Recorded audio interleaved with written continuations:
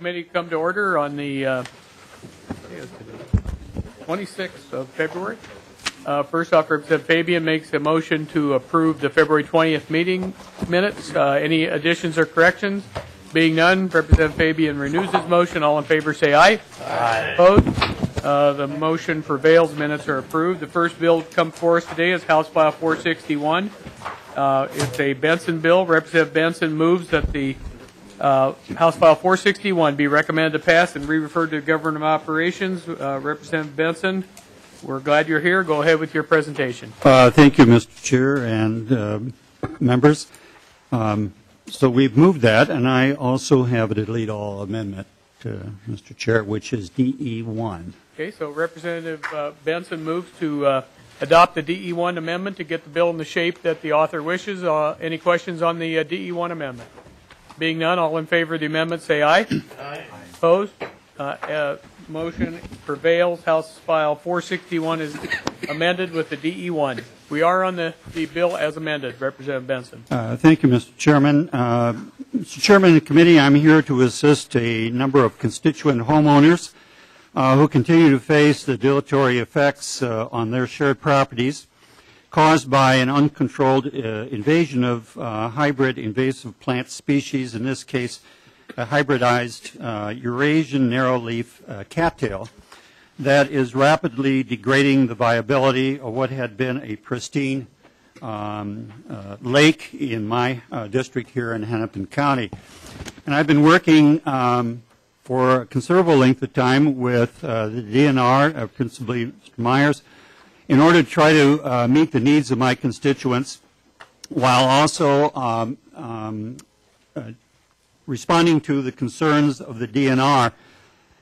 Now, I'm sure that other lakeshore property owners throughout the state are facing a similar challenge, but this very narrowly written bill and delete all amendment that I have before the committee today is designed to take care of a specific problem in my House district. But I, Mr. Chairman, pledge to continue to work with the DNR to better craft a proposal as it moves to government operations, if that seems to be needed.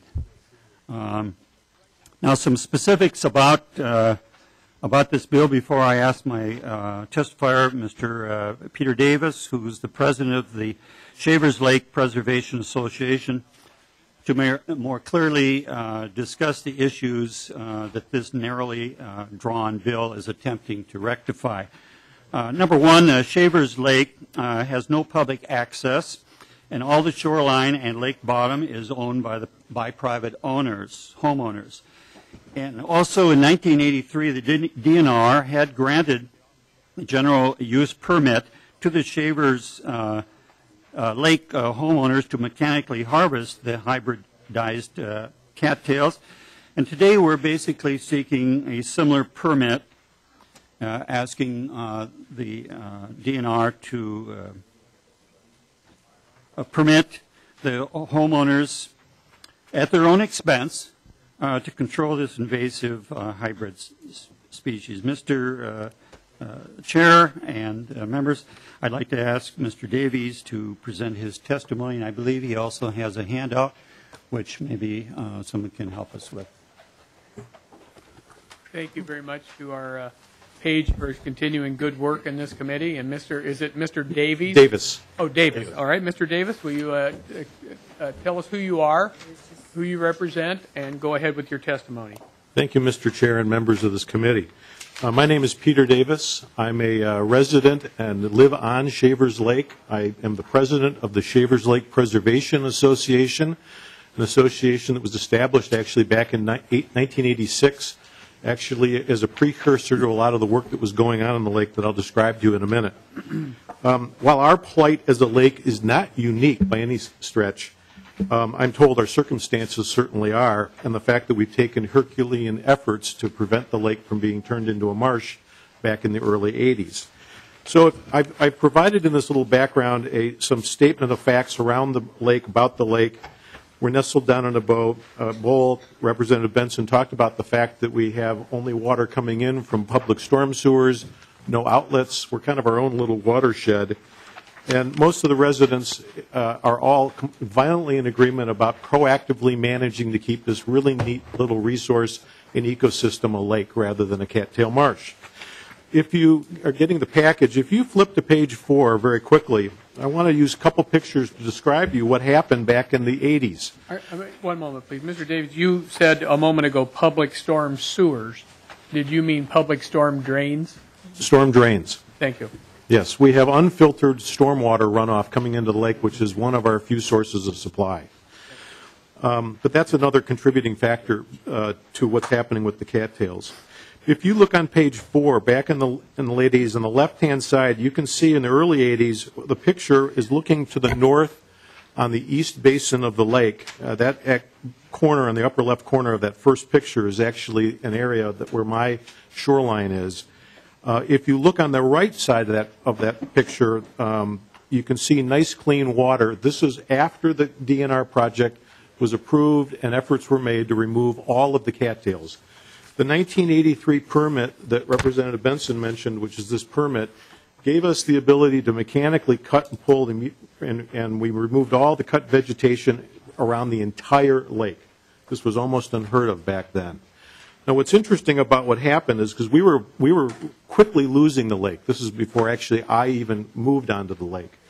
But on page 5, if you look at that same picture and look where our shoreline is, I compared it with what's happened in 2011, and you'll see this incredible weed growth that, in fact, prevents us from even getting down to the lake anymore from a recreational perspective in the summertime. So this body of water is having these same weeds come back, and they're growing just as quickly, if not more quickly. And in the span of less than 30 years, we're back to where we were back in 1982. So if you look on page 6, this was a picture looking at that east basin again, and you can see the cattail growth that's gone pretty much unabated until, and this picture is from 2011. What's happening to us is because of incredible sediment buildup, we're in a low water period. I've been actively managing the lake on behalf of a number of my neighbors for the last 15 years. We're seeing these cattails growing faster and faster, and we're now in a low water period. That muck, the cattails love that nutrient-rich muck, which has been building up because of all the other invasive species that every year decompose and build up this, unfiltered biomass. So we're asking for some help because this is no different than the purple loosestrife that we controlled back decades ago as well, and we'd like to be able to manage our lake. Could I answer any questions for you? Members. Representative Bouguinis. Thank you, Mr. Chair. I am guessing this narrow leaf cattail is a non-native and is supplanting natives. Yes, ma'am. Representative Bouguinis. Thank you, Mr. Chair. It would be interesting to hear what the science is of getting rid of these because they are crowding out the natives, and the natives are good. So if you get rid of them, cut them down, unless you establish something else, they will come back. Do you have an establishment plan to establish a vegetation that can essentially keep them from coming back? I mean, that's the normal thing. Yes, if you look at Mr. Chair, Madam, if you look at page 4 on that right picture, you can see what the lake looked like very quickly after all of this biomass, these cattails, were pushed up onto the shore above the ordinary high water mark and left to decompose. What happened in the ensuing years is because of limitations and policy on us, we were not able to actually control the growth of these cattails because it's prohibited by the DNR with the exception of a 15-foot channel to get down to the lake or some yardage out in front of your dock. So we've had to sit back and watch them reestablish themselves, which is now preventing us from using the lake on a recreational basis. And on our website during the summer months, we have to actually declare it's now a safety and health hazard because of the growth and because of what's going on in the bottom. So it's a matter really of what we were planning to do was no different than what was done in '83, which is mechanically using some excavating equipment, is peel all of this layer of weeds and put them right back up on shore, let that become a berm, in effect, that becomes a source of filtration in and of itself, and then let history start to repeat itself. We just want to be able to actively control them, because when I first started, when I moved to the lake, for example, we do a lot of, I'm the rink master for our neighborhood as well, and our rink was nicely tucked up into that shoreline, and right now, if you came out and saw an aerial photograph, you'd see our rink is practically in the middle of the lake now, because of all the cattails. So we're just looking to basically solve our problem again in a pretty Herculean effort, and then have the ability to ongoing keep them from, because they'll reroot. You can't get rid of those seeds. They're going to keep coming back. We just want to be able to control them. Well, Mr. Davis, I didn't hear you say, answer the question of Representative Wagenius about did you intend then to plant native species? Yes, that's been part of our plan all along with other native grasses that create this polymorphic, buffer area in the front. But we're not opposed to having cattails. We like the look of the cattails. We like 10 feet of them. We just don't want 100 feet or actually just lose the lake to them. Our plight right now is that without some efforts, we're going to lose the lake. The lake will become a cattail marsh, probably in less than a decade. And we're at that tipping point. Well, thank you, Mr. Chair. I think it would be helpful to hear from some science about what you do when you have this problem, because I'm guessing this is not unique to this lake. And are there things that, if you harvest them, I feel like you do need to put something back in if you're going to have any hope of keeping the lake. I mean, that's just... Well, I think Representative Wagenius, we are going to hear from the DNR. I don't know at what level they're going to testify on the bill as now amended. So further, Representative Bugle. Thank you, Mr. Chair. Question. Since 1961, your handout says Minnetonka and Deep Haven constructed stormwater runoff drains. Question is, do they drain directly into the lake? Yes, sir. And Mr. Chair. Typically, Mr. Chair, in today's engineering and everything else for these things, there's NERP ponds that are designed to control the runoff of sediment that goes into your final lake and drainage system. There are no, I'm assuming there are no NERP ponds that were designed back in '61. Mr. Chair? No, sir. These are all unfiltered storm water run, inlets. Mr. Chair? So, help me here. I'm thinking that really that this inferior design that occurred in 1961 has contributed greatly to the degradation of the lake. If things would have been engineered correctly back then, you probably wouldn't have a problem today. Is that a fair assumption? David. Mr. Chair, it's certainly a contributing factor, but not the only factor. Okay. Thank you, Mr. Chair. Representative Fabian. Thank you, Mr. Chair. Mr. Davis, Representative Benson, thanks for being here. I'm curious, you made one statement. You said that you've been actively managing the lake. Can you explain to me what that, for your neighbors, can you give me some insight as to what you mean by that? Mr. Davis. Mr. Chair, Mr. Fabian, actively managing is within all of the DNR policy constraints regarding aquatic control permits, things we can do in the water for both submergent weeds, emergent weeds. We've tried to do everything we can to try to keep the lake a lake. And what's happening to us right now is that we cannot, under the current policies, control these narrow leaf cattails because they're outstripping our ability to control them. Representative Fabian.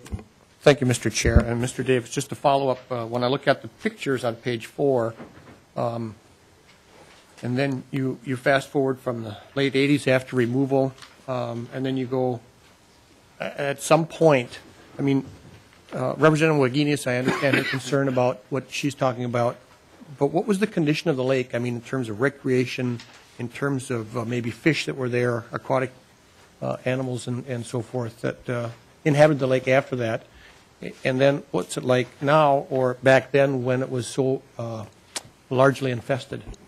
Mr. Davis.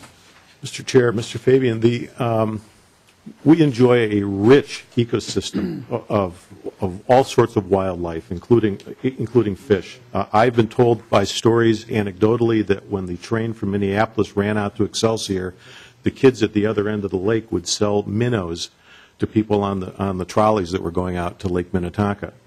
That dates back a long time. We've had active muskrat populations that have helped us with cattail control over the years, but these populations come and go just as our minnow population has come and gone. The fishery itself has been in a fairly consistent state of decline as the sediment buildup has now essentially created enough toxins in the lake that we have had serious fish kills in a few winters. When I talk about active management, the lake, because of dissolved oxygen levels, we actually took up a collection and installed, with the state's permission, aspirators to blow air into the lake. And these are all the kinds of things that you do when you have a small body of water. It's kind of like a swimming pool. You figure out what will work and you go for it. Representative Fabian. Thank you, Mr. Chair. And Mr. Davis, what's the maximum depth of the lake? I'd be interested to see a topographical map of the lake just to get some sort of a feel for what I consider to be some potential for the lake. Mr. Davis. Mr. Chair, Mr. Fabian, the lake depth, as I understood it, was 15 to 18 feet at its deepest point. Its average depth today is 2 feet in terms of that's how much sediment buildup we've had. Questions from other members? Representative Hansen. Thank you, Mr. Chair. And Representative Benson, I think you're breaking the seal on a big bottle here. This is a huge issue. Most metro, I just think of my district, and I can think of 2 or 3 or 4 lakes that are similar to that, where you have sedimentation and cattail. So a couple questions. The general aquatic permit, is that just a mechanical permit, or is it a herbicide permit too? Mr. Chairman, Representative Hansen, it is a mechanical permit, and it's purposely restricted to this particular lake. And the reason I'm doing it is there are substantial questions about the effect of a general purpose permit that would encompass the metropolitan area or the entire state, and the impacts that would have on the DNR and statutory requirements that if an item is specifically designated as an invasive species, this is a hybridized species, then the DNR would be faced with substantial expense and effort in an attempt to eradicate a species which is, in the metropolitan area at least, out of control. This is something, that should have been dealt with decades ago and was not, for whatever reason. We can blame some previous legislature who didn't fund the DNR adequately, maybe. But the issue having to do with this lake, I narrowed it just to one specific thing. There are other issues concerning, the viability of this lake, which we could come back to at a future date. But right now, we're simply asking that the DNR grant a general use permit to mechanically harvest or remove this hybridized invasive species in this particular lake. Representative Fabian. Thank you, Mr. Chair. Mr. Davis, maybe I missed this, but how big is the lake? How many acres? Mr. Davis. Mr. Chair, Mr. Fabian, I think it depends on what year you're talking about. It goes anywhere between 15 acres of water to 22 acres is what officially I've heard. We still don't really know how many acres of water we have right now. What? Representative Fabian. Thank you, Mr. Chair. I hope my final question. Obviously, you're trying to deal with the cattail issue now, but if the lake at one time was 15, 18 feet deep, and now you're telling me it's 2 feet deep? On average, yeah. On average? What's the maximum depth of the lake that you know of? Mr. Davis. Mr. Chair, Mr. Fabian, the same spot where we recorded 15 to 18 feet, probably right now is about 6 feet of open water before you would hit that heavy pack muck. Questions from members? Representative Hanson. Thank you, Mr. Chair. And Representative Benson, would the mechanical control be done by each of the landowners, or would you be contracting someone? Mr. Davis. Mr. Davis probably should answer that, Mr. Chair. Mr. Davis. Mr. Chair, Mr. Hanson, this work would be a combination of both efforts by the association and individual homeowners. It would be done in conjunction with approval of each of the homeowners relative to what they'd like to see for the amount of cattails. And it would start even effectively this winter yet, because one of the first things you do is you shave the cattails down to the ice, you cover them with water, you let them drown, and then they become much easier in the spring to be able to pull the root structures out. So that's essentially the approach. It's a multi-step, multi-year program to be able to do this, because we're on such a limited operating budget. Further questions? All right, so let's hear from the DNR. Mr. Peterson. Thank you.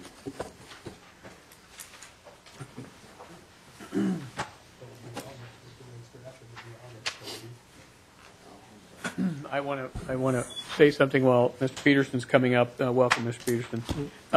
The enactment date, since it's not specified in this bill, would be August if it were adopted. So I want to dispel any thoughts that this would be something that would get accomplished this year. And even if we did have an enactment date of day of enacted, that could be well past any ice season around here. So I just want to make sure that we're all on the same page on that one. I mean, I understand what he said, but I want to make sure that we all understand it.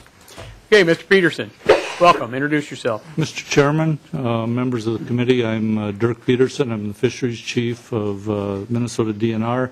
And just for clarification, in the world of aquatic plant management, we operate the permit program for work in nearshore areas. They're critical to the lake's ecology, and they're also fundamental fish habitat as well as other aquatic life. And I believe you're each being handed a short handout that was to address the original bill that was proposed, but it has good application to the modified bill that you have in front of you. Just to give a little primer on some aspects of why we are concerned about the removal of well, first of all, let me talk briefly about what the aquatic permit program does. It serves two functions. One is every riparian landowner has a reasonable right to gain access to open water. And number two, we have a responsibility to protect aquatic vegetation and those nearshore habitats for the benefits of all Minnesotans. So to that extent, in emergent vegetation, it's an incredibly valuable component of the lake's system and the nearshore component. If you look at the back, there's a stylized diagram from one of our publications. It's been clipped out for you. And it basically just shows the different aquatic plant zones that are present in a lake. And emergent plants are very valuable in preventing shoreland erosion, and therefore we find them to be very valuable. If you flip it back to the front page, you'll see an example here on a lake. I'm not exactly sure which lake this is, but you can see where emergent vegetation is in place, even in its dead form, relative to a place where it's been removed. And this is just an example of the sort of shoreline erosion problems that can occur when you remove excessive amounts of emergent vegetation like cattails and bulrush. Now, our permit program, to address its dual purpose of access and protection of habitat, will issue a permit. We do a first-time inspection of a 15-foot boat channel so that the landowner can have reasonable access to open water. If it's wider than that, we'll make a site judgment, but typically 15 feet is pro forma. We handle that quite nicely with most landowners. That is the standard. If you get to the submerged vegetation component, they can do up to 2,500 square feet of submerged control without a permit. If they want to use chemicals, then we require a permit. And so those two things give the landowner reasonable use of their lake shore, potentially a swimming beach or a wading area, and also a channel out to the open water that they can use their boat and align their dock. So with that context, to provide a broad general permit that would give a landowner the right to remove most of the, if not all of the aquatic emergent vegetation along their shoreline could have problems on Shaver Lake as well as any other lake that it might be applied to. And so, anyway, that's the rationale here. Now, we understand that they have excessive nutrient and maybe sediment loading to this lake. It's already been described in the questioning of the committee that that's a storm sewer problem that's probably come from past urban planning that's not up to date to current standards. And cattails often like nutrient-rich environments. But even so, these narrow-leaf cattails, although there's a lot of conjecture in the literature as to whether they're invasive or not, we do not class them that way in Minnesota law. Secondly, the native cattail that we're most familiar with is the broadleaf cattail. In a replacement plan, if you were to try and plant native broadleaf cattail, we do not have much science, let alone background or experience with that being highly successful. And on top of that, broadleaf cattails will hybridize with the narrow-leaf cattail. So on a lot-by-lot basis around the lake, that could be problematic as far as trying to do any sort of restoration. Your typical desirable bulrushes, which is another emergent plant that you see desirable for fishing and is offshore habitat when you're in your lake home, that usually requires, some species require hard bottoms, and obviously this site is relatively soft bottoms. Now, historically, permits have been issued by the department for homeowners on Shavers Lake to actually address their access and use of the lake needs. And the most recent permit was one that we issued in 2012, where our aquatic plant management specialists went out and worked with a little over 35 riparian landowners and developed a plan where each one had their boating access to open water. They each had their 2,500 square feet of submerged control, and then we allowed, I think it's up to 20% or 5 acres, whichever is less, of a basin to be treated to allow for an open water area for use. The lake has 2 lobes, and that sort of treatment was allowed on the 2 lobes, and we granted a channel through the cattails to adjoin both lobes. It seemed to me a fair plan that addressed all the needs of the rural that are designed to protect nearshore habitats and still provide riparian access to the water. So I think the permit program works. It's responsive to the people of places like Shavers Lake, and it also has broader, important erosion control factors for this lake as well as others, and we find that emergent vegetation is necessary and valuable. So I could take some questions if you wish. Question. Mr. Davis, I have a question. Come on back.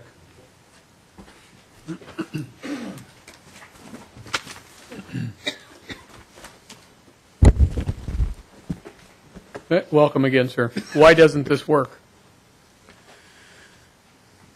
Mr. Chair, why doesn't what work? What his permit process? Why are you here wanting to do this when he says he has a permit process that works? Mr. Chair, I'm looking forward to actually introducing myself to Mr. Peterson here. He's absolutely correct when he talked about the fact that we did work with one of his area supervisors. The number wasn't 35. There were a number of homeowners that were turned down in the permitting application process. The circumstances of the size of our lake really don't lend itself to the kind of control that we need in order to keep the lake from becoming a cattail marsh. So it's one thing for me to have a channel, but that channel is only good for a couple aspects of the kind of control we're looking to do, which is allowing this cattail growth to just keep running straight out into the middle of the lake. So we don't have really qualms with it. There are other issues that I'll be probably addressing with Mr. Peterson at some point regarding chemical control application periods and the like that just have made it more difficult to do things. But that aside, the real issue before us is this plant is continuing to just run on its own course, and all we want to be able to do is control it so that we maintain a healthy lake and ultimately a healthy lake bottom, and that will help all of the birds, wildlife, fishery, everything that goes on and all of the other, ancillary benefactors of the ecosystem. All right, thank you. Representative Persell. Thank you, Mr. Chair. Mr. Davis or anybody, was there ever any wild rice there? There's wild rice grows in hard bottom, soft bottom. Anybody's knowledge on that? It used to be pretty prevalent in southern Minnesota, I know.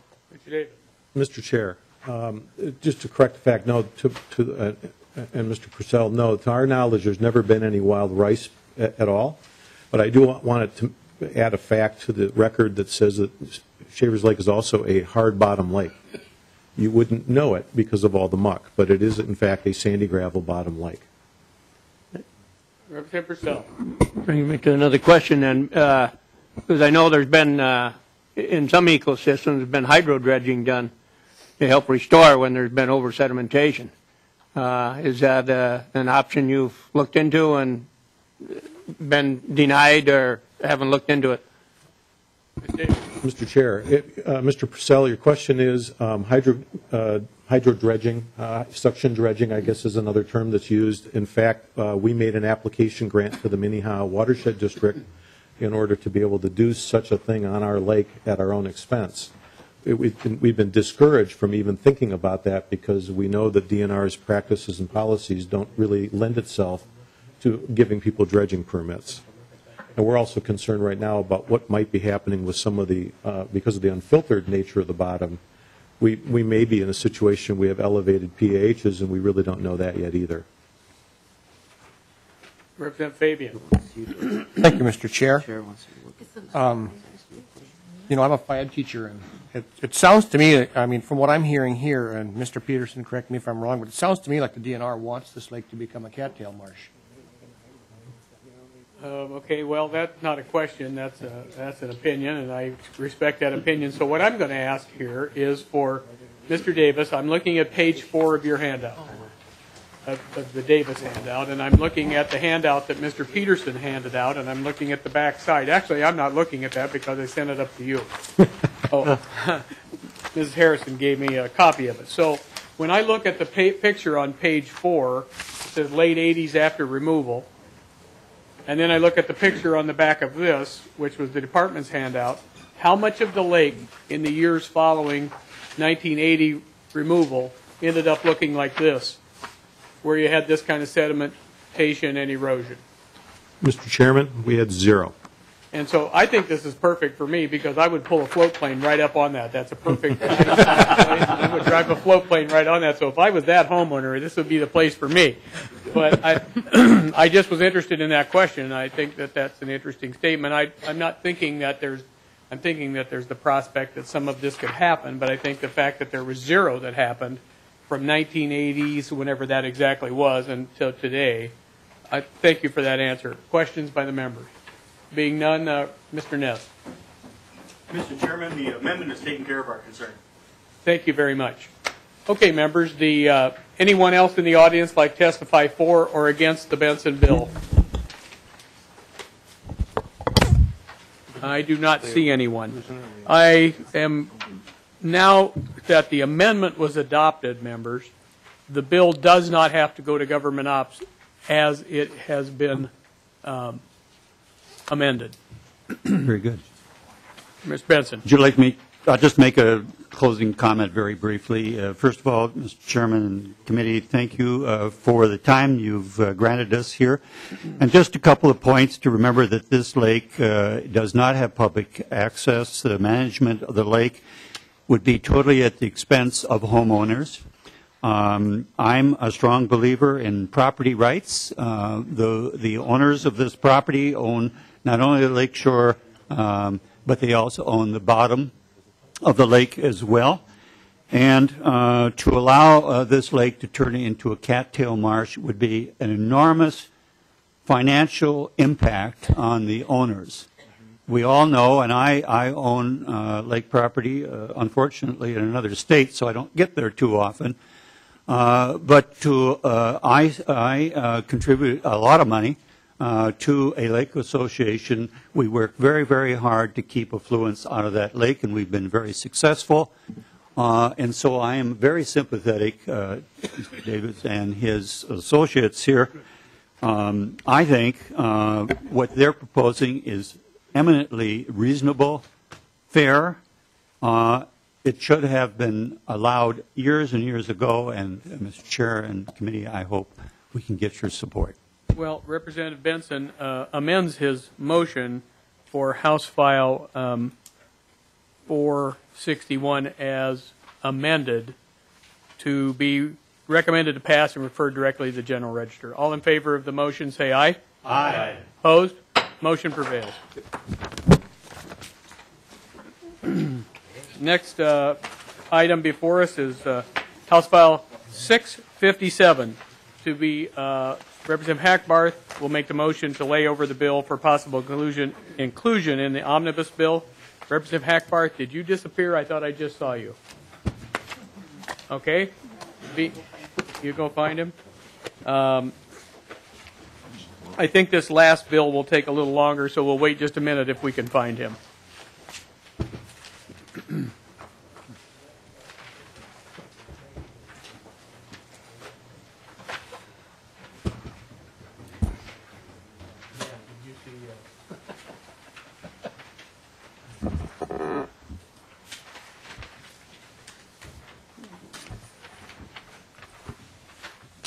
All right, Representative Hackbarth is not here, so we will move on down the agenda to House File 896. But there's a Hackbarth amendment, or is it an author's amendment? So, here he is, right here. All right, so we will go ahead. House File 657 is before us. Representative Hackbarth makes the motion for possible layover and inclusion in the omnibus bill. Representative Hackbarth, the House File 657. Well, thank you, Mr. Chairman. And this does have to do with rules. I don't know if it's going to have to go somewhere other than holding it over. Well, if we're going to lay Representative Hackbarth, if we lay the bill over, then the entire and include it in the bill itself will have to go to other stops. I understand. Thank you, Mr. Chairman. That would be my motion then. Mr. Chairman, I'd like to bring the folks up that brought this bill to me. Minnesota Dark House and Anglers Association, and folks from that. They brought the bill to me. If you've got the House research summary, pretty much spells out exactly what the bill does.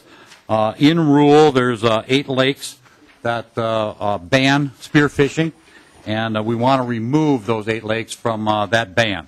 And here today, I have a couple of folks from Minnesota Dark House and Anglers Association, and they'd like to explain the bill and why it's here, Mr. Chairman. Mr. Speck, Mr. Gavel, thank you for coming, and if you'll introduce yourself before your testimony for the committee, and go ahead with your testimony. Thank you, Mr. Chairman, members of the committee. My name is Roger Geschel. I'm with the Dark House Association of Minnesota.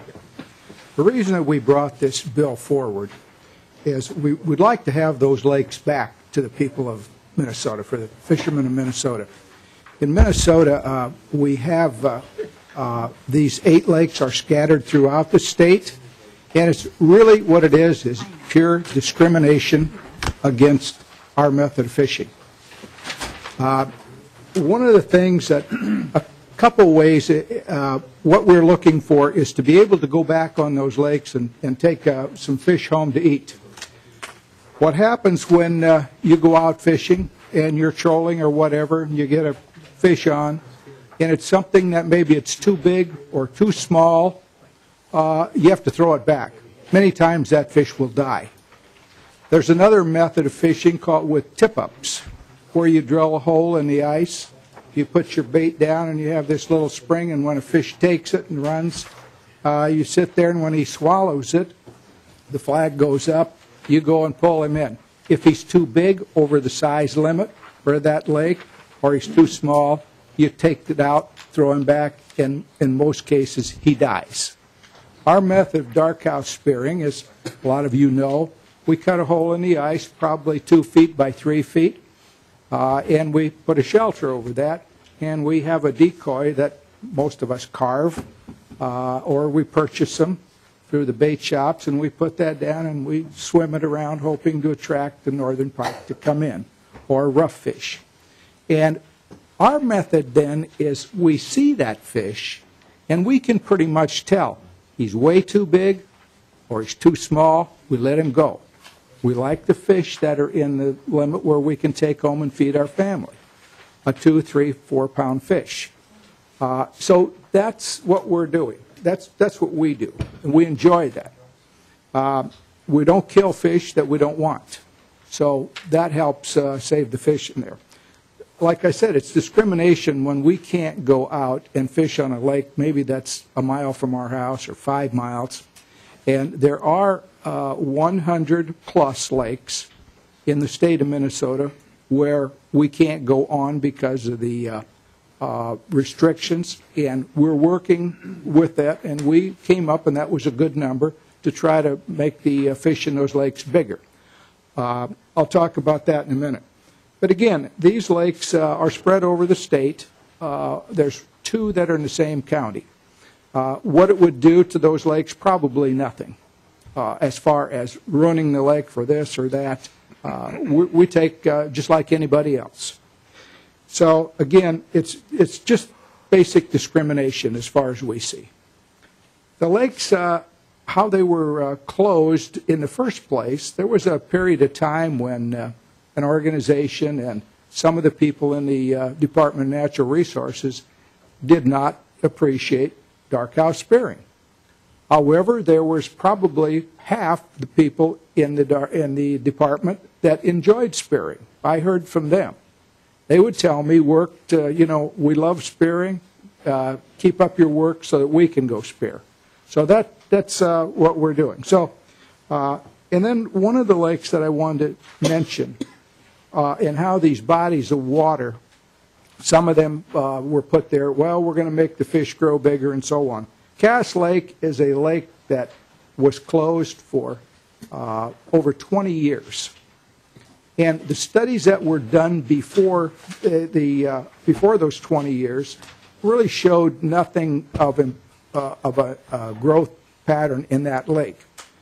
Last year, with the help of a couple people in this room, on this committee, helped open that lake. What it did for the city up there at Cass Lake was astounding. The economy revived. There was joy. People were making money. They were having parties saying that we're making money, the resorts are, and everything was happy. It was a miracle what happened up there. And I think some people here may want to talk about that. What happened was all of these giant fish that were supposed to be in there weren't. The lake hadn't, over 45 years, had not really done anything because we weren't on there.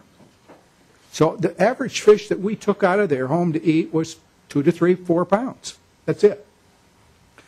And one of the fellows from up there in the fisheries said, well, it's kind of what we expected. Well, we were led to believe, and the people of Minnesota were led to believe that, oh, this is a great trophy lake, when in fact it really wasn't. So it opened up. The economy of that city up there boomed, and it was great for everybody. We enjoyed it, and I think we need, for these 8 lakes that were put on in one block, just at one swoop back in 10 years ago, well, we're going to close these lakes. Boom, boom, boom, written off, that was one block. And what we're trying to do is just take that block back and give it back to the people of Minnesota. Thank you. Mr. Chair, my name is Tim Spreck. I'm president of the Minnesota Dark House Angling Association. I'm here today to make a case for opening these eight lakes, and I'll try not to be treading any ground that Roger's already plowed. But historically, the problem that dark house spear fishermen have had with the DNR is that there's been a bias against spear fishing. And we're led to believe that that is starting to change now, and they're actually willing to talk to us. But the problem that we've had in the past is that we have to keep moving full speed ahead, because if we don't, it'll get bogged down in the quagmire that happens to be the DNR. So we're here today to make a case for removing regulations on these 8 lakes and allowing the people of Minnesota to have back what they deserve. Keep in mind that spearing is allowed on many lakes that also have muskie in. And because these lakes are designated as muskie lakes, we've been told that we're not allowed on them, and the reasoning behind that was that we were going to indiscriminately kill muskie. It's been proven over years that that just simply is not the case. In the 10 years of data that we're able to have access to, we found absolutely no citations written for any spearing-related illegal activity that involved muskie. It just doesn't happen, folks. So let's get these lakes reopened. Now that we have this data on our side, we've been confronted with a new argument out of the blue saying, well, now you're going to kill all the large northern pike. That also is not the case. It's another trumped-up argument to keep us off the lake and continue discrimination against a class of people that's been downtrodden and generally not very good at making their case and don't understand the system. But Roger and I are here today, and many of you know us personally, and we've appeared before this committee many times over the years. And with the help of people like Representative Hackbarth and Representative Persell, who have carried bills for us, we've been allowed to make our case, and we've been very successful in returning these lakes back to the people of Minnesota that own them. So let's not forget about the food fishermen. The propensity to manage large bodies of water in Minnesota for trophy status is a hand that's been greatly overplayed by the DNR. The idea that we can produce large fish in a majority of these lakes just is, number one, is not the case, and number two, it's not what the people of Minnesota want. What we want, as your average run-of-the-mill, blue-collar, hard-working people, is a nice 4 to 5 to 6 pound fish that we can put on the table and feed our family. So keep in mind there's no documented illegal spearing of muskie, Cass Lake and French Lake, which are 2 lakes that were open within the last, I believe, 4 years on French Lake and 2 years on Cass. No illegal spearing activity, no spearing-related citations have been written.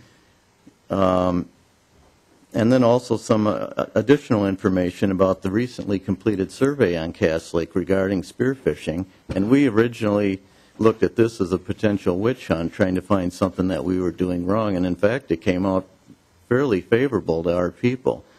Harvest rates on Cass were about what was expected. Average size taken 3 to 4 pounds.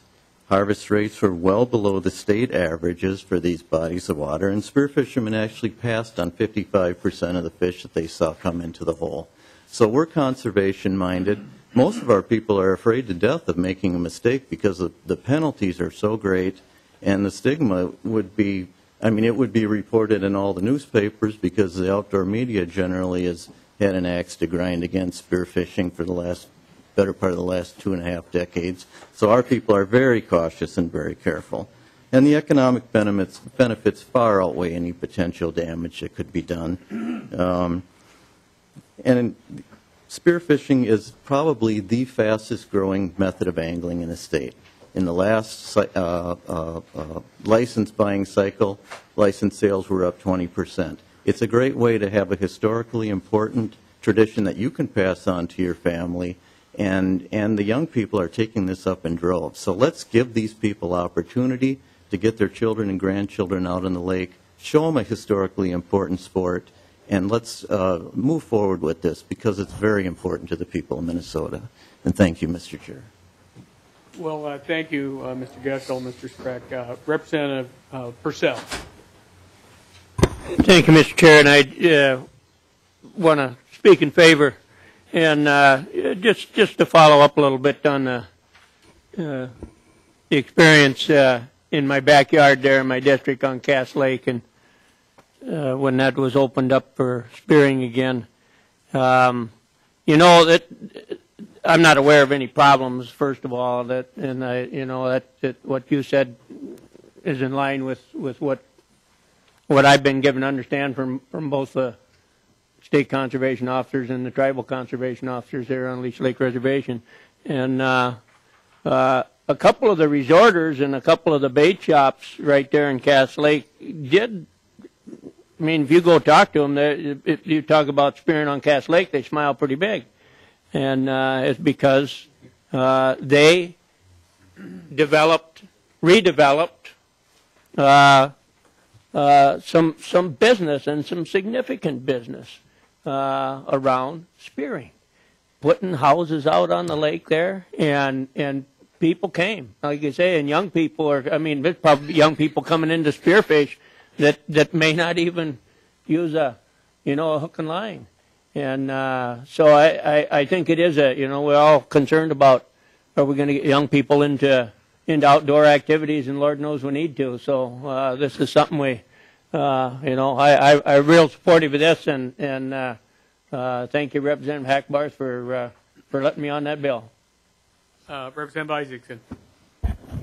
Thank you, Mr. Chair. Is there anybody else here who can speak to the history of this and the restricting of spearfishing in the past? Well, we're going to get to that. Wonderful. Then I will hold my comments. Okay, but we're going to go ahead with questions and answers for the testifiers or the author at this time, and then we'll call down the DNR, as well as Mr. Ness wants to come forward at the very minimum. Great. Okay, questions from the members? Being none, Mr. Ness.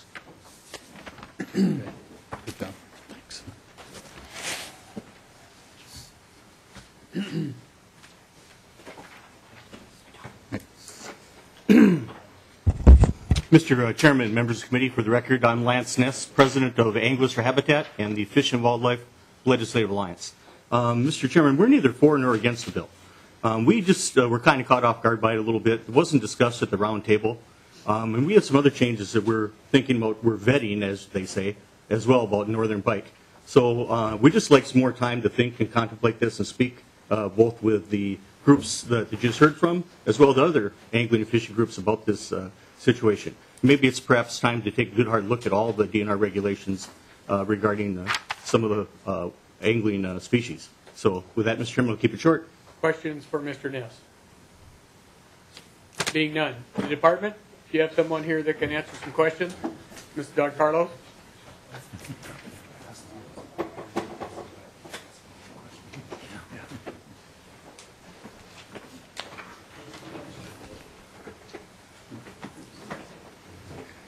Welcome. Thank you, Mr. Chairman. Committee members, for the record, Kathy Don Carlos, Division of Fish and Wildlife Deputy Director. And I'd like to just make a few introductory comments and then turn it over to Dirk Peterson. But we just met with Representative Hackbarth this morning and about this particular bill, and relayed to him that our fisheries managers are looking at some 25 lakes that have spearing restrictions right now. They've taken a really accelerated approach to the review. They would like to sit down with the stakeholder groups that have interests in these lakes to have discussions and make final recommendations. So as far as the specific 8 lakes in this bill, generally the fisheries managers are supportive of most of them, but do have concerns about 1 or 2. But we would propose that we be given the time to have this accelerated review with both sides before the bill is finalized. With that, I'd like to turn it over to Dirk Peterson. Mr. Peterson, welcome back to the committee. Mr. Chair, Dirk Peterson, DNR Fisheries. I just want to give a little brief context on why spearing bans, and then give the recommendation for the 8 lakes that are part of this subpart of the rule. Spearing ban, well, let's see, initially muskie fishing was considered to be one of the true trophy species found in Minnesota. But if you go back in time, up until about the 80s, most fisheries were harvest fisheries. And when you got into the 60s or 70s, you started to see people catch and release and value muskies. You saw this happen with trout. Trout anglers, muskie anglers have kind of been the leading edge of conserving larger fish and using catch and release as a tool. The second thing that occurred was that we were trying to expand muskie fishing opportunities. It was very difficult to get eggs, learn how to raise them, until we found the Shupak Lake up in Voyageurs National Park. It was easily accessible for us, and we started raising that strain of fish. It turned out that strain never had the growth potential of the Leech Lake strain or the strains that are found in the headwater lakes, including Cass. And so for many years we had a strain of fish out there that did not perform like we had hoped it would, and it had colorations and marks that were probably closer to northern pike and achieved the same growth profile as northern pike. And there were concerns that there would be incidental spearing, not intentional, but incidental. And back in the 60s and in the 70s is when there was an effort to put a spearing ban on those lakes that were expansion opportunities for muskie angling. Now, as catch and release has improved, it didn't hit walleye fishing until the 80s. And even then, it's probably a 50-50 split as to when you're a walleye angler, whether catch and release is desirable or if you really want to just take one home to eat or several. But anyway, a brief context there. And, currently anglers and spearers, I would say, value muskies and for the growth potential they achieve. In the late 70s, we learned how to finally trap and take eggs and milk from muskie on Leech Lake. And we found out they had the superior genetics and had the growth potential. So we switched over to raising those fish. They get to be much larger. You now hear about fish being caught in the mid-50s in length. And they have different coloration, and they're not easily confused or anything of that nature. When we get down to the 8 lakes that are in question here, most of these lakes were designated spearing ban lakes from 1968, mostly up till, I'd say in the late 70s, there's one in 87. So these are very old regulations that fit their time and place in history. They've probably become outdated because of higher values and recognition of all species and interests that are on the lake. I think Mr. Geschel and Mr. Spreck highlighted they pass on a lot of fish and are careful as they spear. We don't doubt that.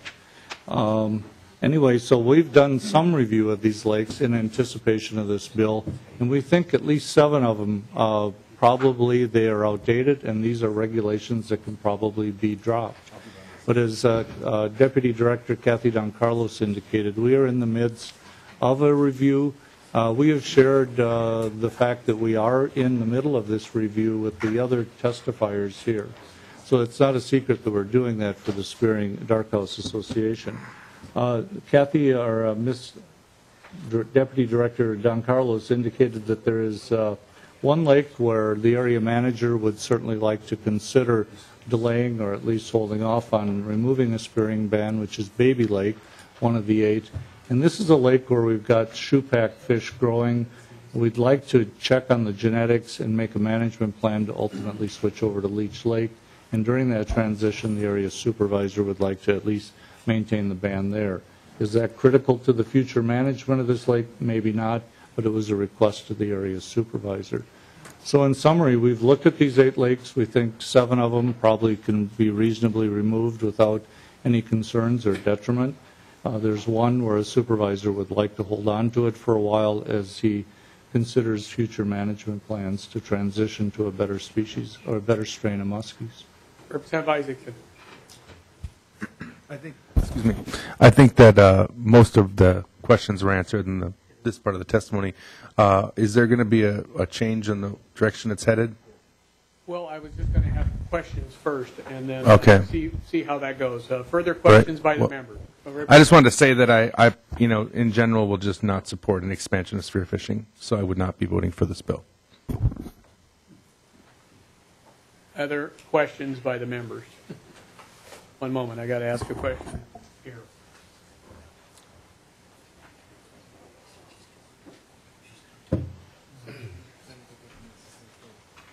All right, any other further questions? Representative Hansen.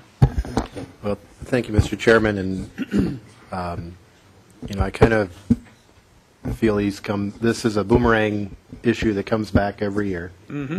I keep wondering, and I like all the folks on all the sides, but it keeps coming back year after year. Whatever we do this year, it'll be back next year.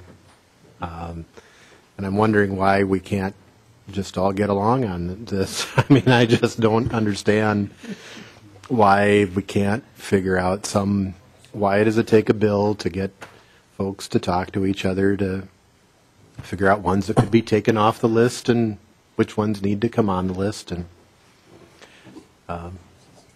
I I'm sure we'll be back and voting on this again, so I would hope that at some point the interest groups would lay down their arms and talk to each other and find out some solution or compromise on these issues, because they keep coming back year after year. I'm sure we'll have another one next year, whatever we do.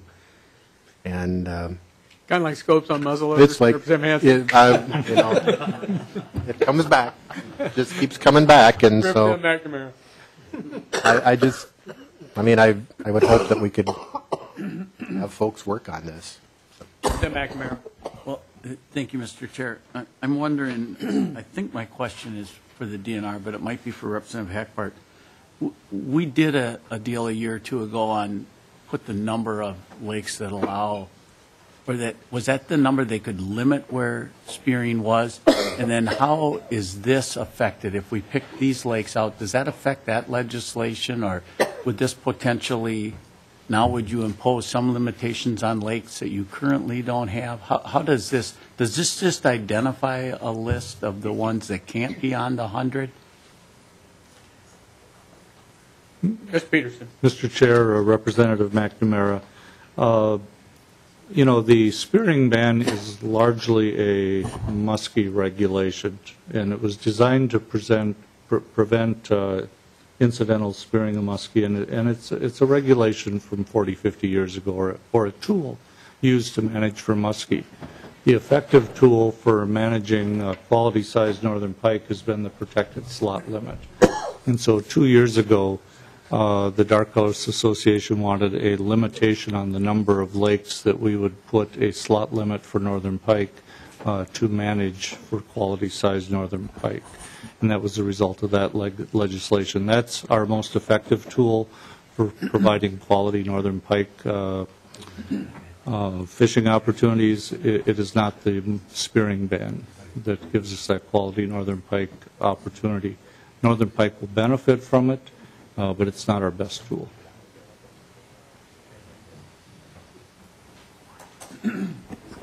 Representative McNamara, further questions? No, I'm confused. Thank you. Representative Cornish. Mr. Chair, members, I think the best way to resolve it is to move it on to another committee and put the pressure on. And so I'm going to vote for it if you want to send it to GovOps or wherever. Well, actually, I heard the department say that they were okay with 7 of the 8 lakes. So my one moment.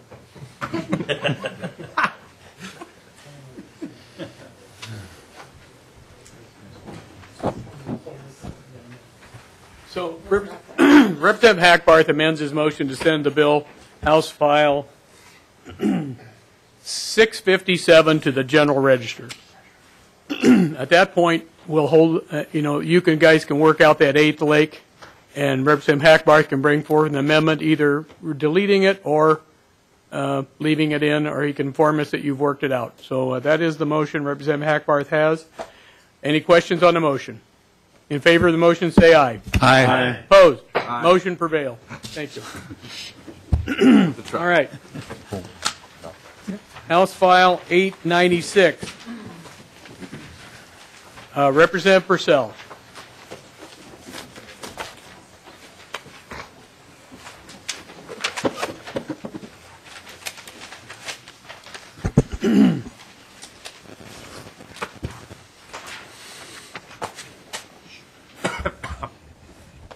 Thank you, Mr. Chair.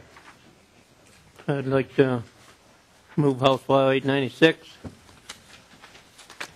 And that move would be to Representative Wagenius's committee, the Environment and Natural Resources Agricultural Finance Committee. Thank you. Representative Persell, do you want to explain the bill? I think everybody in the committee knows what's going on here. What I'd like to do, if I could have your indulgence, is have the DNR come down and tell us what they're doing. Please. I think I know the will of this committee, and then we'll go from there. Thank you. Mr. Meyer?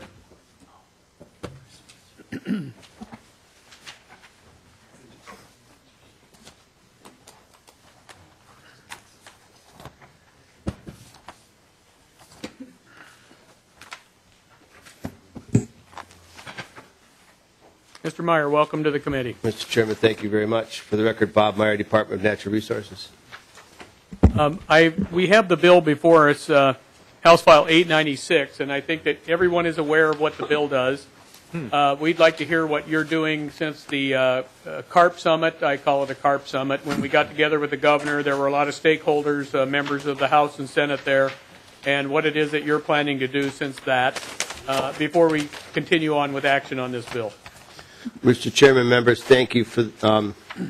At the CARP Summit, there was a lot of discussion about the bar engineering report, which we've talked about in this committee. And actually, some of it was kind of a replay of what we've actually had in this committee as far as testimony from bar engineering, Jeff Griffin from G-Cube talking about the Smith Root technology. At that point in time, Commissioner Landwehr and the governor also talked about how this is a problem for the state. It's not a DNR problem. It's not a legislature's problem. It's all of our problems that we're trying to deal with. And we talked about the next steps. And at that point in that meeting, Commissioner Landwehr did advise folks that we are going to progress into working with Smith Root to try to evaluate their sweeping technology to see if the Corps would permit that through a 408 process. It's a very complicated process, the 408 process, so we would probably be working with bar engineering to assist us through that 408 permitting process. But at this point in time, we're working with the Department of Administration to try to develop a sole source contract to get Smith Root to design the sweeping technology to be presented to the Corps for possible permitting. At Lock and Dam 1. All right, thank you, Mr. Meyer. And so I think you hit the crux of the question, that the contract is not going to be issued to Mr. Griffin, who has testified before us and testified before the summit, summit. It'll be issued to the manufacturer of a technology. Is that correct? Mr. Chairman, that's my understanding. Okay, and how soon, Mr. Meyer, do you suspect that there would be action taken on that? Mr. Chairman, we're doing everything we can to expedite that. There was also discussion at the CARP Summit that we have missed another construction season, more than likely. Our initial goal, when we were talking about this last legislative session, was to get Coffer Dam constructed or some kind of construction taking place at the end of this shipping season. Possibly, depending on the timing of that design in the 408 permitting process, we may get there. From what I hear, I think it's very unlikely. But we want to get the contract done as soon as we possibly can. There's steps in law that we have to take, verifying a sole source vendor and then moving that contract forward. Until that contract is signed, any work that is done is not reimbursable. So we can't pay for any work that's done until that point in time. There's also an issue of, Mr. Chairman, the proprietary nature of the design documents of the lock. Those are federal top secret, I don't want to say top secret, but top security documents talking about the design of a federal facility. So there's issues that need to be dealt with there before those plans can be released and so forth. Representative Isaacson. Thank you, Mr. Chair. We've been really on top of this the best we can and trying to move this along. And what I don't think I have in my mind, and maybe we've discussed this, is what is the timeline that we need to expedite this by versus what we're being told by the DNR? Mr. Chairman, Mr. Representative Isaacson, Mr. Chairman, yes. Well, I think the time is of the essence, and we've been doing this for a year and a half, and it's always been time is of the essence. And, there's proposals out there to close the lock and dam, but I don't think that we can bet on one card. Right. And we have to do what we can do. That's a federal issue. You can support it one way or the other, however you feel about it. And as far as the Klobuchar bill and others, but we have to do what we have to do. And I felt that at the CARP Summit that it was just obvious that we needed to have all the stones turned over before we go ahead. Representative Isaacson. Thank you, Mr. Chairman. I'm in complete agreement with you, and I'm just wondering, only because I don't understand necessarily the process you go through in the DNR, is there something we can do to expedite that? And I don't know if that's a question to you or the chair, to expedite, to speed that process up so we haven't lost a construction season, or is that literally just a matter of timing, there's no way around that? Mr. Meyer. Mr. Chairman, Representative Isaacs, the contract will be executed as fast as we possibly can. Sure. I have no idea how long it will take the contractor to develop those documents. I don't know how much it's going to cost. You know, we need to go through the 408 permitting process with the Corps. I don't know if the Corps will even permit it after we do that. So we are continuing at all levels trying to talk about what do we do. Do we put a barrier up? Do we close the lock and dam? You know, this is just another piece of the puzzle. So we are trying to get those documents prepared to present them to the Corps and then try to expedite. The Corps has said they will expedite that decision. You know, it's a pretty complicated process, and they think they can get it done within 6 months time frame to their review. But again, they don't know what we're presenting to them. We don't know what the design parameters are. So there's a lot of questions that are unknown at this point in time. Representative Isaacson for the Representative Wagenius. Thank you, Mr. Chair. Mr. Meyer, from everything I have heard from the Corps,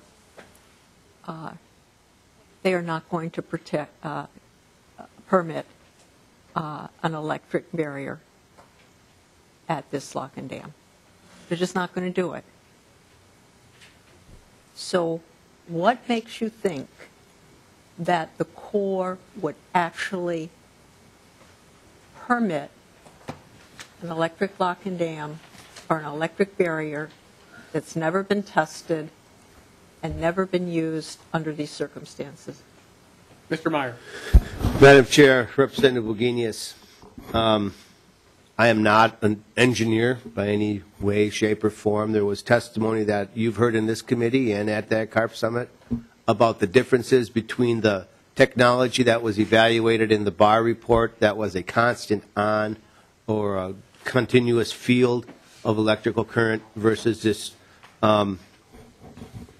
the language in the bill talks in the amendment sweeping or active field barrier with sonar capability. I mean, from what was presented to this committee and at the CARP Summit, I think has led people to believe that this is a possibility. I'm not saying that it is a possibility or not, but this is an alternative technology that was not evaluated under the BAR report because it was not presented to our contractor at the time when we asked Smith Root for the technology available at the current time.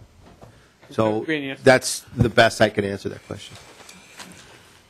At the same CARP Summit, for members who weren't there, Dr. Peter Sorensen said that there has been no study of electricity and Asian carp. We have no idea what their reaction is going to be to an electric barrier with low electricity. We just don't know. It seems to me that we are going down a path without having done our due diligence on 2 counts and misleading Minnesotans to thinking that we're actually doing something when I'm afraid we are giving a lot of money to a very aggressive vendor with no expectation that we will get an end product that will be approved by the Corps. I am very troubled by this. I mean, this has been a lobbying frenzy rather than a science frenzy or an engineering frenzy. So I'm very troubled by this. But starting with Dr. Sorensen, who said, we have no idea. And I think if I could say it correctly, and other people were there who might correct me, we know something about common carp. They're bottom feeders. They're kind of slow moving. We know a lot about them. But Asian carp are totally different. They're not bottom feeders. They go up like this. They're extraordinarily strong. We have no idea whether they can be deflected by electricity or not. And we particularly don't have any idea where the young small ones can be deflected by electricity. And as this was sold to us, this is a low amount of electricity. And we don't know how these fish are going to react to a low amount of electricity. We are not doing our due diligence here. Very troubling to me. Representative Isaacson. Thank you, Mr. Chair. I'd have to disagree with Representative Wagenius on several counts. First, I don't feel like this has been a lobbying job to us. If anything, I felt like we had to come back to this tooth and nail, that the lobbying job was on the bubbler, which had proven not to work.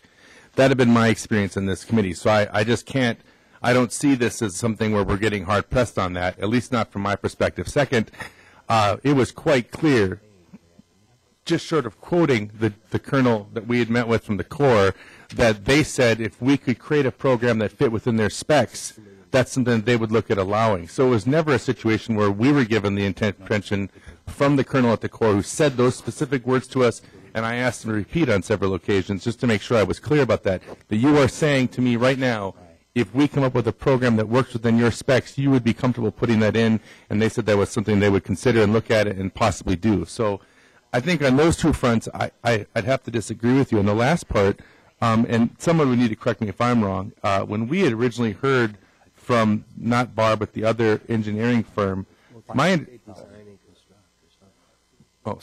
understanding was that they had indeed done some work themselves on Asian carp. Is that not correct?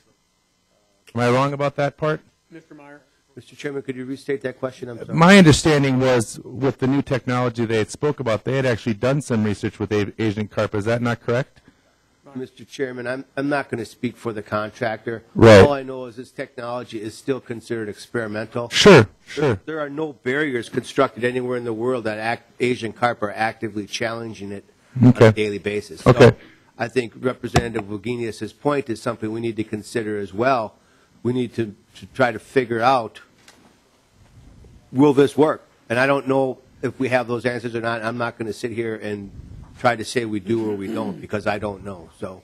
Okay. And so, thank you. And so, when we're talking about, for sure there has to be some due diligence and some work that needs to be done to make sure that the barrier actually does what it says it's going to do, right? And that what I would, and correct me if I'm wrong, but that's where I would assume part of what putting that proposal together would involve. Would that be an incorrect assumption, Mr. Chair?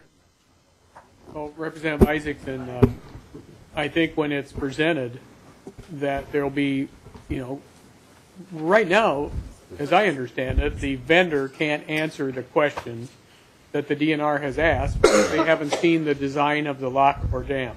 Correct. And until that happens, and they can do at least a preliminary design, we have a lot of things that are unknown. Right. And I guess I can't give a definitive answer, but I think that what I do know is true is that this is something that has not been looked at. And I agree with your assessment on the Corps when we met. They did not say they wouldn't allow it. Right. They said that they have specifications and that the design and operation will have to meet their specifications. Correct. They didn't say they would approve it. Right. They just said that any design would have to meet their operations and specifications.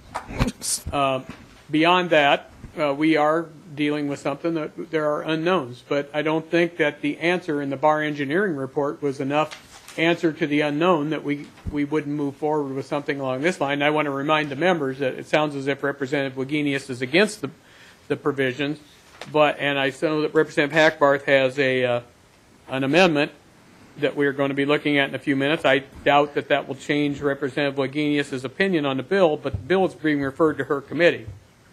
So, ultimately she will have control of the bill once it leaves this jurisdiction, and so I want to make that clear. We have any further? That's fine. Okay, Representative Uglin. Thank you, Mr. Chair.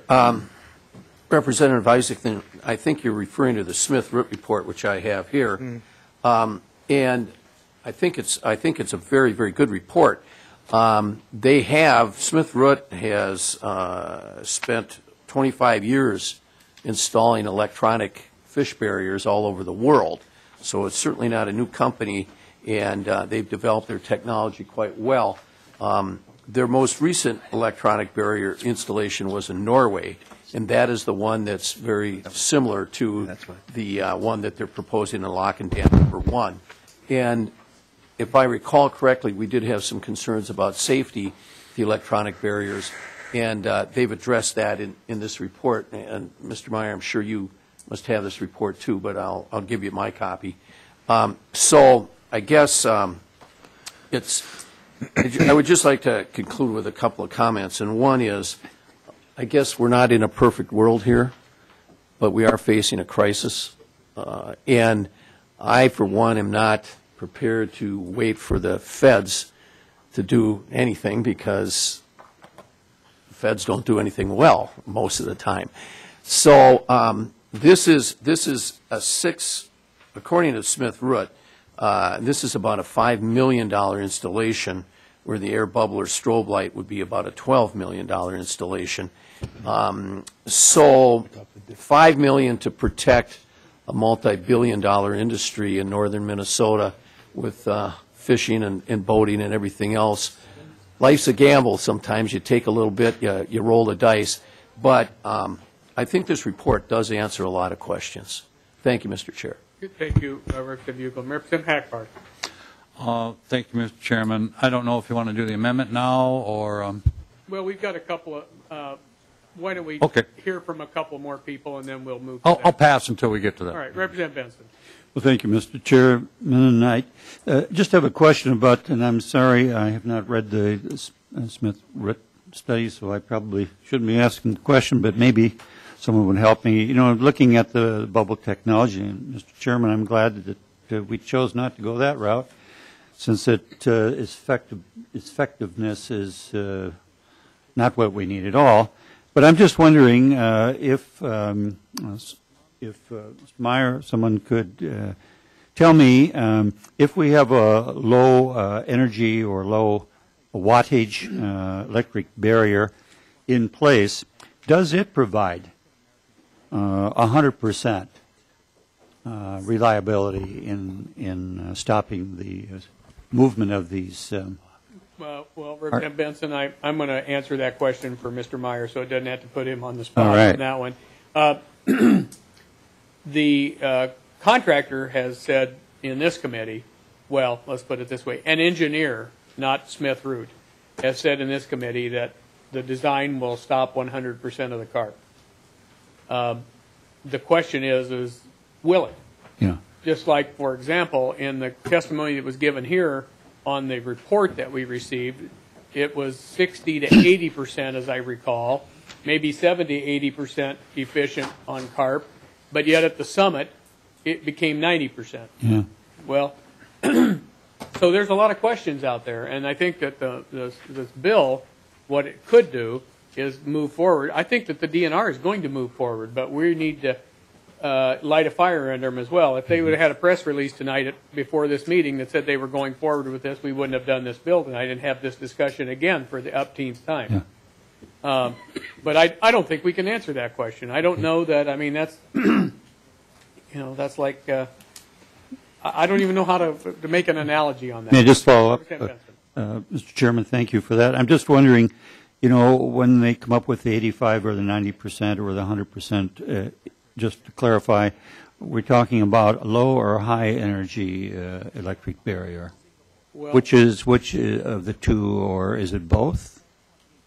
Representative Benson, I recall from the testimony at the CARP Summit, and I also recall testimony in this committee, that it was significantly lower than what they had installed in the Illinois River, to the extent that it almost seemed trivial. 5,000 volts versus somewhere down in the low 100s, as I recall. Again, it may be that in the process of designing this design, once they get the lock and dam specifications, if they ever do, that they might have to have more electricity than they anticipated or less. Now, I kind of doubt it's less, but I mean, we don't know until those questions are answered. Mr. Chairman, and then if it turns out they need higher energy, then would we not again have difficulties with core?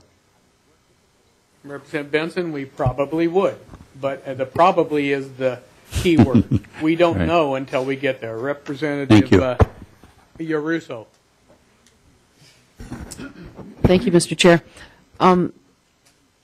If it's true that we don't have any data on Asian carp, and I don't know very much about carp, but I'm going to take Representative Wagenius' word for it that they behave quite differently than other carp.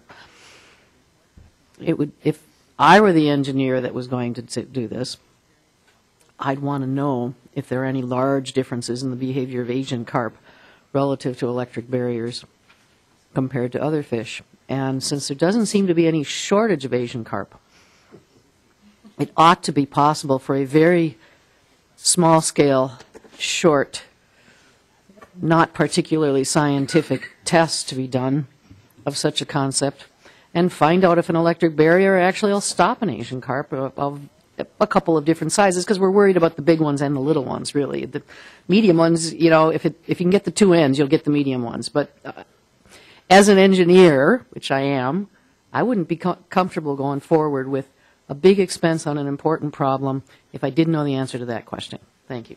And Representative Russo, I get what you're saying. The problem is that the solution that's been presented is somewhere between 60 and 90% efficient, or effective, I should say. Representative Isaacson. Thank you. Can I direct it at Representative Persell? Can I direct my question to Representative Persell? Absolutely. Representative Persell, given, I think, one point of Representative Bugenius's statements that I would echo or agree with, and we say in here, if I quote this correctly, the Commissioner of Natural Resources shall install electric fish barriers using the most modern technology available for fish dispersal systems to address the imminent. And so the idea of this modern technology available for fish dispersal systems, you know, is there a way to amend or make it clear that part of our expectation in designing this is that there is a testing phase that occurs? Maybe one not as scientific as Representative Russo suggested, but something that demonstrates to us that we have a confidence in that. I guess for me, when I heard this bill, and that's probably the danger of being a freshman, so I'll own that right now, is I kind of assumed that was a part of this process, right? So when Representative Bugenius brought that up, at first I was like, well, of course they are. And then as we thought about it, oh, that makes sense that maybe we can assume that. So do you kind of see what I'm saying? Is there a way to add that in there?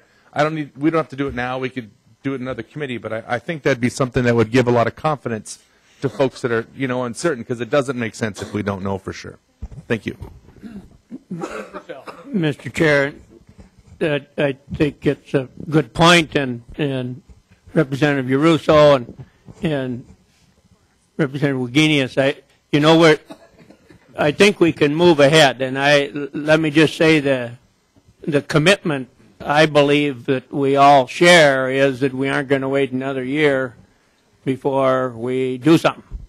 And so if we get this thing amended the way it should be now, and then move to Environment Finance Committee perhaps, I'm just thinking out loud here, and maybe take some of the funds that are available and have Peter Sorensen or somebody over to you do something. I mean, I assume that they have tanks that are somewhat readily available to do this kind of thing, and we can get some science on this stuff. But this is pretty new stuff coming at us. So, but let's don't wait and be talking about this a year from now, right here. Thank you, Mr. Chair. I have a question for Mr. Meyer. And I want to, in both the bill and the impending amendment, it talks about the commissioner shall award, the commissioner shall enter into contracts. And you mentioned a sole source contract and potentially a very large sole source contract. So what are the procedures for a sole source contract, and what if whatever vendor is getting a sole source contract and they are making claims to a committee about the efficacy of their product, and oops, didn't work. So is there a way to recover? What's the liability? I mean, we've had vendors making claims for 14 months on this, on all sides. So if we're going to enter into a sole source contract, one, what is the protection for the public in terms of insurance or liability that it does what it says it does? And then secondly, I think this is a little bit implied in the next amendment, or in the amendment, is if we enter into a sole source contract for the design on this lock, is that obligating the state for entering into any electric barrier with the same vendor that's selected for this sole source contract? Mr. Meyer? Mr. Chairman? Hang on one second. Right now, we're a little bit broad afield. So what I want to do is I want to adopt the Hackbarth amendment so we can talk specifically about that amendment and not be so broad afield. Representative Hackbarth moves the DE3 amendment to House File 896. In favor of the amendment, say aye. Before we take that vote, I would like to delete Section 2 from the amendment. I'd like to incorporate that in my amendment, Mr. Chair. Delete Section 2. Does anyone have a question on the amendment to the amendment? Oh, I'm sorry, I have a question on the overall amendment. I can wait till this part's done. All right. Any questions on the amendment? Representative Fabian. This is to the author, Mr. Chair. Thank you. Representative Hackbarth, on line 1.5, it says electric fish bear using the most modern technology. Are we on the amendment to the amendment, Mr. Chairman? Yeah. Yes. We're just deleting Section 2. I got that. I understand that. Okay. But Go ahead, just Representative for Fabian. point of clarification or whatever it would be, on line 1.5, right. It says using a fish barrier using the most modern technology available. Just to create a little more flexibility there, would it be more effective to use best or most effective rather than most modern? No. Ms. Taylor. Mr. Chair and committee members, I think either or. I mean, effective gets at like the purpose, so that might be a better term. But Representative Hackbarth. I don't have an opinion, Mr. Chairman. All right. So on the motion to amend the amendment, or no, let's to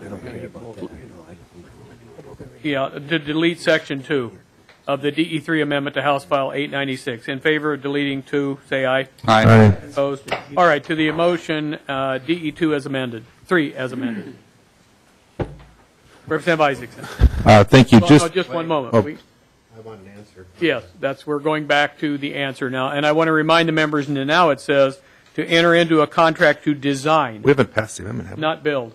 Point of interest. We passed the amendment without. We passed the amendment to the amendment. So now we need to, thank you very much, we need to adopt. We're on the discussion of the amendment, right? And that's what I had a question about, sir. Yes, discussion on the amendment. Representative Isaacson. Thank you, sir. Thank you, Chair. Chairman, I just had a question as to why we switched this over, and no one's explained that, and I just want to understand why we took a bunch of parts out and got so specific on just one area.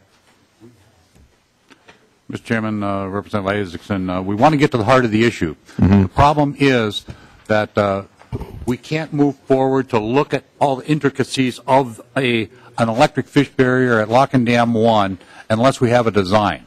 We have to have an engineering firm or somebody design it so we can find out if it's going to work. We can't present anything, we can't get any answers from the Corps of Engineers unless we have a design. So this amendment strictly goes to the point of let's get a design on the electric fish barrier so we can present it to the Corps of Engineers so we can get answers from the Corps of Engineers whether something like this can work in the lock at Lock and Dam 1. This is simply where we want to get, can this possibly work there or not, and we won't get that until we have a design. Thank you. That answers my question. One moment, please. We're going to have to slow down slightly here because this is a really important issue. And so I need a motion to reconsider the former motion to amend the amendment. All in favor, say aye. Aye. Motion prevails. Now, the amendment, Representative Hackbarth moves the DE3 amendment with striking Section 2. In favor of the amendment, say aye. Aye. Motion is adopted. Now to the DE3 amendment and Representative Isaacson. But we are going to get back to Representative Hansen next because you had the floor originally. Thank you. So just so I'm clear about what you're saying, we're really trying to get this to be focused on promoting that, or not promoting, but pushing the idea and moving that forward rather than scattering it out by being focused on this one thing. Is that correct? Mr. Chair, Representative Isaacson, where we want to get is we don't want to leave anything behind. We want to look at the electric fish barrier. We want to get all of the answers before we move forward. Great. And the only way we can do that is to have a design to get the answer from the Corps of Engineers and the Coast Guard, whether it's safe and if it can work in the Lock and Dam. Thank you. That's perfect. Okay, Representative Hansen, to your question, and now on the amendment for the contract to design. Thank you, Mr. Chair. And Mr. Meyer, I think you remember the question. parts of it. Mr. Chairman, Representative Hanson, Representative Meyer. you were asking about sole source contracting and basically holding that contractor's feet to the fire, the effectiveness of that contract. Sole sourcing contracting, I'm not a contract expert. The way I understand it, we go through a process with the Department of Administration that justifies that this vendor is the only person capable of doing that job. So, and in my understanding right now, there's only one system, or there's one company working on a system that deals with sweeping or active field barrier with sonar capable and being reconfigured into a graduated field fish barrier. So the language on lines 1.6 and 1.7 of the new language in the bill, I believe, gives us the justification where we should be able to do a sole source contract. That contract, to address your point about what if it's designed not to be effective, the contract could be written in such a way, and we would need to see if we could get it written in such a way that there would be some sort of penalty or clawback if the design failed to be effective. So there are examples of where that can take place. We would need to make sure that we could come up with some language that people, the vendor, or the contractee and the contractor would agree to. That could be a problem. I don't know if it would be a problem or not. We would have to try to adjust that, and I can get back to you more on what that language would look like into the future. But we need to look at that. And just let me put one thing on the table here that we also talked about last week at the summit. We had a discussion about leaving no rocks unturned, closing the lock, buying out the companies. We're trying to get all these rocks unturned, right? This rock is going to be about a $500,000 stone to turn over. So I want people to understand that this is not a cheap proposal, but going into this with our eyes wide open that we may be spending $500,000 just to get to know again. So, Mr. Chairman, I just needed to put that on the record as well as we're talking about this. Well, Mr. Meyer, when you did the contract for the design, make sure I get this right, design with the other vendor that gave us the report, and they came forward and did the DNR acquiesce to the fact that that barrier was not going to be 100% and ask for a design knowing that wasn't going to be 100%, and was there a clawback in that thing that you spent how much on? But you met several questions in there. Mr. Chair, I don't know the exact amount of that contract. I can get that for you. It was a two-part contract where they would carry forward the recommendations through the 408 permitting process, bar engineering. That the system that they laid out has not been designed. We have not designed anything yet. That system, they evaluated the current technologies available, talked about the effectiveness, and when they talked with Smith Root about the current technologies available, they did not, for some reason, put this sweeping technology on the table at that discussion, which I believe occurred in the past 6 months. Had that occurred, we would have had that technology in the report. And I'm not going to sit here and say why or why not that happened. That's a discussion for bar engineering to have with you all. But so there's been no design done. This is to get to that next step. Do you have a follow-up? Yes, I do, Mr. Chair. So I think a clawback, whatever vendor you're using, particularly when we do a sole source one that has a precedent of being implemented on multiple millions of dollars of project, there needs to be some taxpayer protection here when we do the extraordinary sole sourcing. All right, and now we have Representative Uglum first. Mr. Chair, in the interest of time, I'll withdraw. Representative Isaacson. I'm good. Representative McNamara. Thank you, Mr. Chair. Representative Hackbarth, I think this is a really good amendment, and it does some really good things. I've got a few questions, Mr. Chair. First of all, this is not asking for a contract to build it. This is a contract to design it. Right. And this is fixing a shortcoming, and I think, Mr. Meyer, Director Meyer, you just alluded to it. 6 months ago, I don't know that this was a viable alternative. It is today.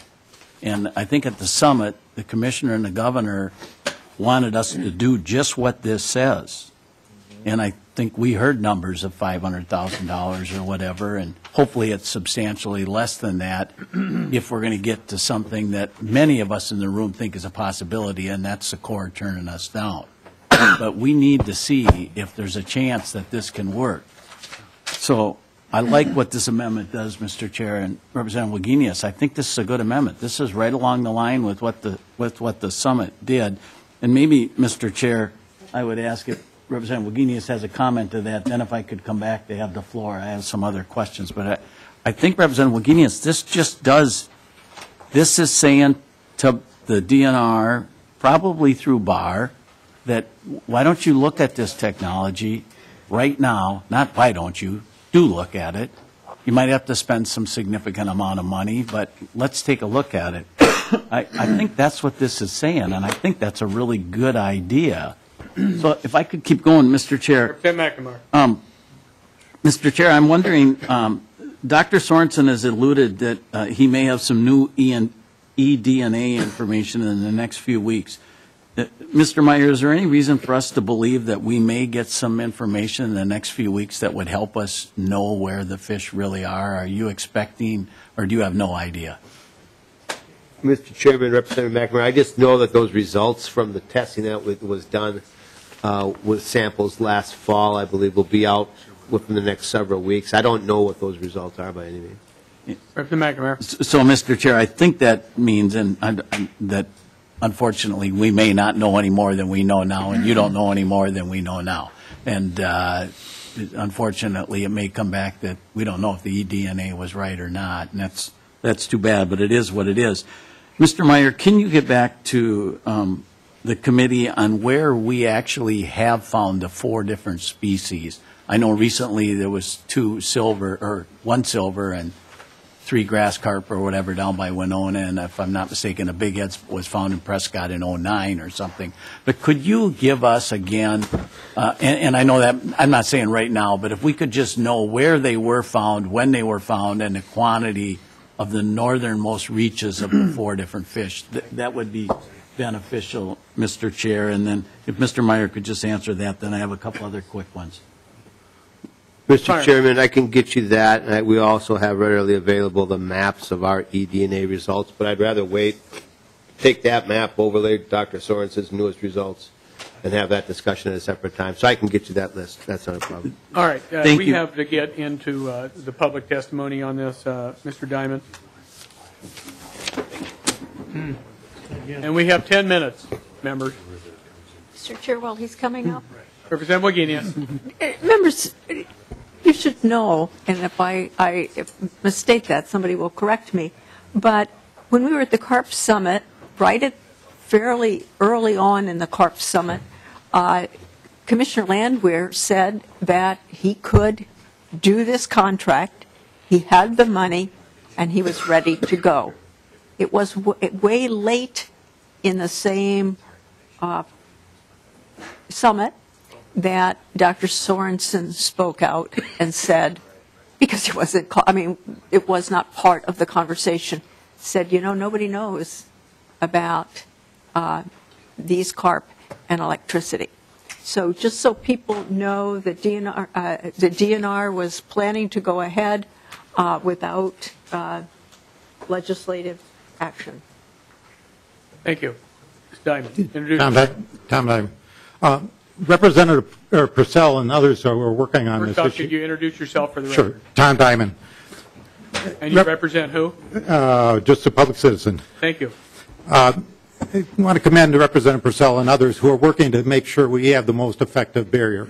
Failure to prevent the Asian carp to get past here should not be an option. One of the things that's going on is, as you're aware, the governor and the congressional delegation are working to get congressional authority to close the locks, which is a 100% solution. But as you also know, Congress is pretty much in gridlock right now.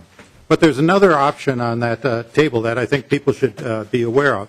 The Above the Falls plan that Minneapolis has developed will create 2,500 new riverfront housing units. It'll create 2,000 net new jobs, and will provide a continuous riverfront trail and parkway along the river.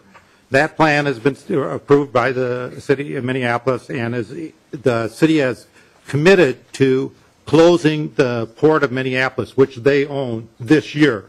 So that leaves only 2 more barge facilities on that stretch of the river. If bonding authority can be provided or other sources of funds can be provided, those 2 facilities could be removed off the river. That changes the requirement. No longer would the Corps of Engineers need to have congressional authority. If the barge facilities are moved off the river, the Corps of Engineers can close that without congressional authority. So that is moving along and is a real possibility. Like all these other possibilities, we don't exactly know what all will play out in the coming time. But I think it's really important that we consider this along with other possibilities, and that while we pursue all options to find out what is our best option, that we don't ignore or preclude these options because we have locked ourselves into a fixed position until we know what all the possibilities are.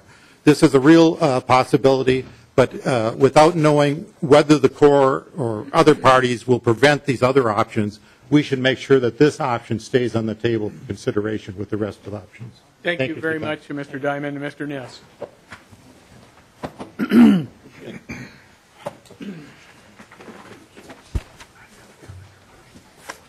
Mr. Chairman, members of the committee, for the record, I'm Lance Ness, president of Anglers for Habitat and the Fish and Wildlife Legislative Alliance. I'll try to be brief, Mr. Chairman. I know that time is of the essence, as was just discussed. One thing I would like to make sure that, for the record, that we all know what's really at stake here. Just have a new report out by the outdoor recreation folks about the Minnesota's outdoor recreation generates $11.6 billion in consumer spending. 118,000 jobs are related. $3.4 billion in wages and $850 million in taxes generated by Minnesota alone just for the outdoor recreation. That's what's at stake.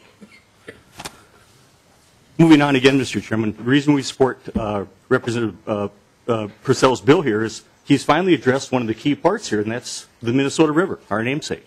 There are no locks or dams on the Minnesota River. At some point, someone's going to have to address the Minnesota River. It is key to southern lakes. We have many, many lakes in southern Minnesota that are very, very valuable. And the southern fishermen are very concerned about the Minnesota River, as well as other rivers, the Root, Vermilion, trout streams along the southeast. All these are in danger. But we can start to move ahead, and that's what I think what Representative Persell bill does. And with Representative Hackbarth's amendment, we can move ahead a little bit, but we should be thinking again, all avenues, as was talked about, no rock should be left unturned. We should be looking at every conclusion. I will, for the sake of some of the new members of the committee, I've been around a long time. In 1991, I was president of the Minnesota Waterfowl Association. Through us, in partnership with the U.S. Fish and Wildlife Service, Minnesota DNR, Ducks Unlimited, built a carp barrier in Lake Herring. It was built by one of the vendors. To my knowledge, that has never been breached. No carp has ever passed that barrier. It's not a gigantic barrier, but it is one that could be studied. And I think there's a possibility. We have one right in our own backyard that we should take advantage of. And I'll just conclude, Mr. Chairman. I know that time is winding down. Well, thank you, Mr. Ness. Representative Hackbarth, and then they're going to be very short. We have 4 minutes. Very, very short, Mr. Chairman. I would like to speak to that issue with Heron Lake. That is an electric barrier there, and it has not been breached. There's a couple other electric barriers in the state that we do have that are built to stop carp. And also the DNR, with the appropriation that we spent, that we obtained with that $7.5 million, has taken some of that money and put it down in Iowa at Lake Okoboji to help build an electric barrier to stop Asian carp down there. So it's not necessarily something that's not been done. Okay, here's the course we're going to take. Representative Persell is going to amend his motion to temporarily lay over the bill. In the amendment, the DE3 amendment, the appropriation was removed. That means it does not have to go to Representative Wagenius's committee, and it can go directly to the General Register, in my estimation, because the DNR already has the money to do this. And so I'm going to have a consultation with Representative Wagenius before the meeting tomorrow night. We will take it up tomorrow night. We will ask for additional public testimony because we haven't given anyone other than those people who signed up time to testify, and then we will take a vote on them. So Representative Persell amends his motion to lay the bill over until tomorrow. So moved. Meeting adjourned.